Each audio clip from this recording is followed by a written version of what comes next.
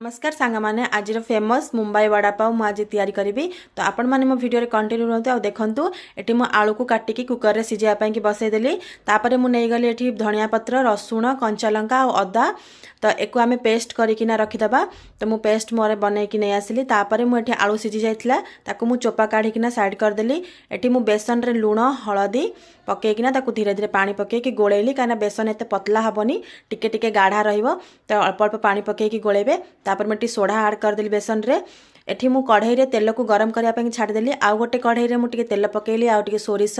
हलदी पकईकिना से जो बटा होइथिबा टिके पेस्ट को मु देइकिना भले टिके जारीदेली तापर मु से आलू रे आनिकिना ताकू छाड़िकिना भल भाबे चकुड़ी देकिना ताकू गोटे साइड करदबा तापर मु छोट छोट बॉल भलिया करिकिना बेसन रे बुड़ेकी ताकू मु छाणीदेली। तो एई भिडियोटी आपण मानकु मोर केमति लागिला आपण निश्चित कमेंट करके जणेबे आ घरे मध्य तैयारी करी खाइबे केते सुंदर फेमस मुंबई रो वड़ा पाव। तो निश्चित